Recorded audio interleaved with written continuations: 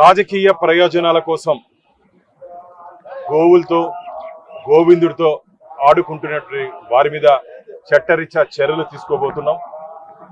ఇక్కడ పనిచేసినటువంటి అనుభవం ఉండి కూడా 2 దఫాలు ధర్మకర్తల మండలి సభ్యులుగా 2 దఫాలు టీటీడీ అధ్యక్షుడిగా పనిచేసినటువంటి వ్యక్తులు కూడా ఈరోజు గోశాలలో జరిగినటువంటి సహజ మరణాలని 100 గోవుల పైచీలకు 3 నెలల్లో చనిపోయాయని చెప్పి ఒక అసత్య అబద్ధపు ప్రచారాన్ని భక్తుల్లోకి తీసుకువెళ్ళి కోట్లాది మంది శ్రీవారి భక్తుల మనోభావాలు బాధపడే విధంగా వివరించారు.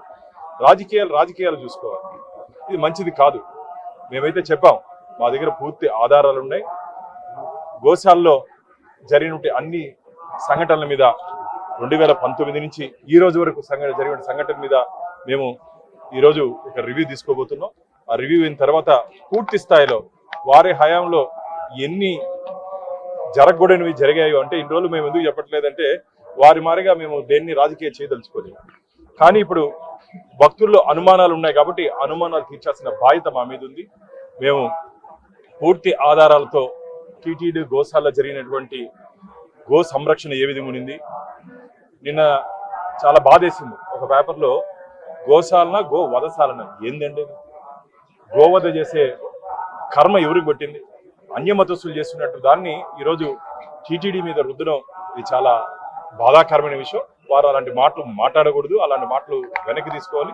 రాజకీయ ప్రయోజనాల కోసం ఇది తిరుమల కాబట్టి నేను రాజకీయ ప్రస్థానం చేయట్లేదు. నేను కింద వెళ్ళిన తర్వాత నేను మాట్లాడతాను. రాజకీయ ప్రయోజనాల కోసం గోవుతో గోవిందుడితో ఆడుకోవద్దండి. గోశాలలో ఎక్కడో జరిగినటువంటి ఫోటోలను తీసుకొని ఇక్కడ చూపించడం, కొన్ని సహజ మరణాలని 100 పైచీలకు 3 నెలల్లో చనిపోయాయని చెప్పి ఒక అసత్య అబద్ధపు ప్రచారాన్ని భక్తుల్లోకి తీసుకొని వెళ్తున్నారు.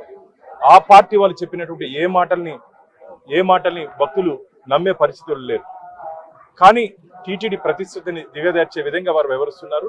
అదే అజెండా పెట్టుకున్నారు వారు. ఇది మంచిది కాదు. నేను కిందకి వెళ్ళిన తర్వాత పూర్తి నివేదిక వస్తుంది, తీసుకుంటున్నాం. తొందరనే మా చైర్మన్ గారు మేము గోశాలకు కూడా వెళ్తున్నాం. అక్కడ పరిశీలించిన తర్వాత మీడియా ముందు గత 2019 నుంచి 24 వరకు ఏం జరిగింది, ఏం చేశారు, పూర్తి ఆధారాలతో పాటు మీడియా ముందుకు రాబోతున్నాం. గోవిందనారాయణ ఈ రోజు వెళ్తున్నాం మేము, చైర్మన్ గారు మేము.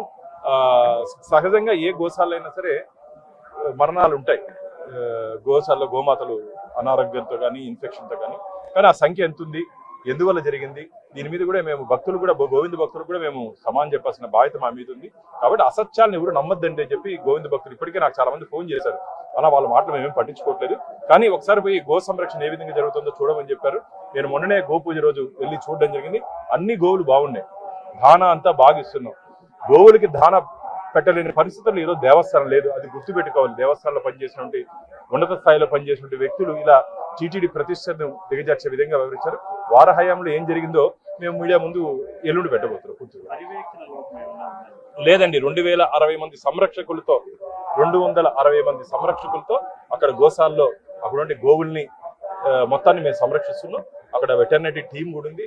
దాన్ని ఇంకా బలోపేతం చేసేదాన్ని మేము ఈరోజు టీటీడీ చైర్మన్ గారు మేము దాని మీద చర్చించబోతున్నాం.